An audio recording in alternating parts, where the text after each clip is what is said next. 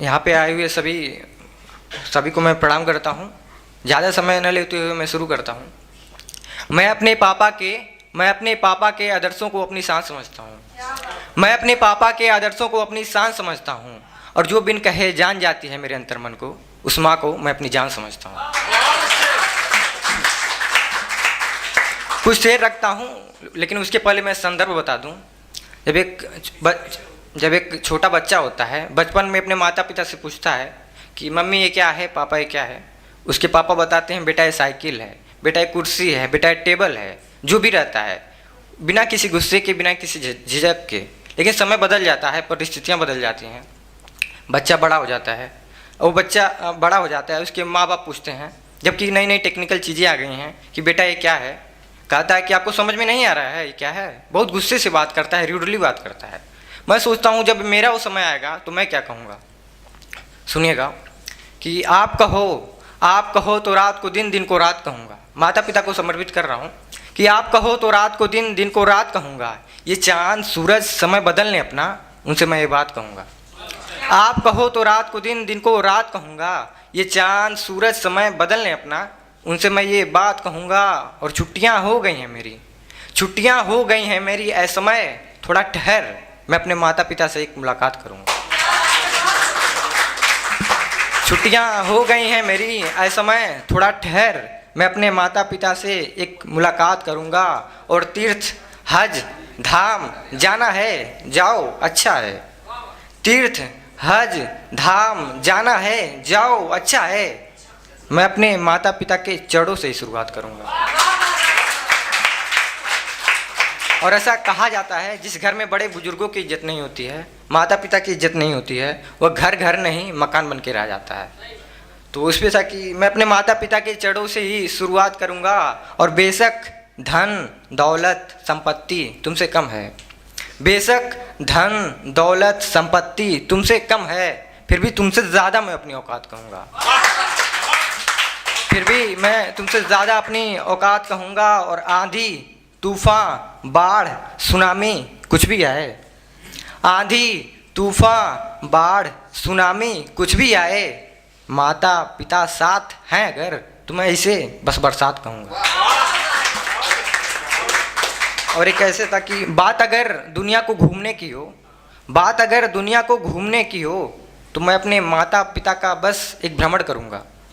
बात अगर दुनिया को घूमने की हो, तो मैं अपने माता पिता का बस एक भ्रमण करूँगा। तुम सब राम बनो या रावण बनो, मैं अपने माता पिता का श्रवण बनूंगा।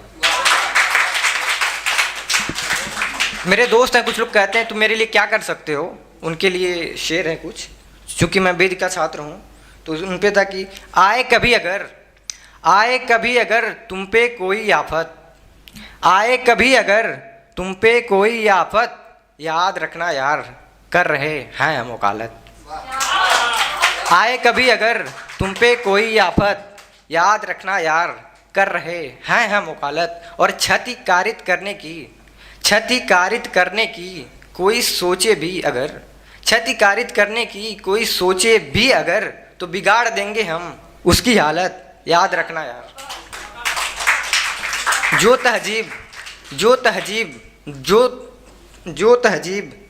तमीज जो तरीका है होगा कल भी। जो तहजीब जो तमीज जो तरीका है होगा कल भी, नहीं बदलेगी मेरी आदत, याद रखना यार कर रहे हैं हम वकालत।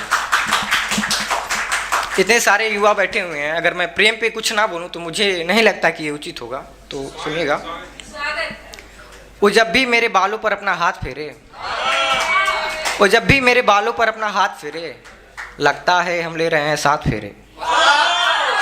वो जब भी मेरे बालों पर अपना हाथ फेरे, लगता है हम ले रहे हैं 7 फेरे। और जिसका नाम सुनते ही आ जाता है रौनक चेहरे पर, जिसका नाम सुनते ही आ जाता है रौनक चेहरे पर, समझ जाओ वही तो है खास मेरे। समझ जाओ वही तो है खास मेरे। और ये घड़ी हमारी दुश्मन है, बहुत तेज बढ़ती है जब होता हूँ मैं पास तेरे।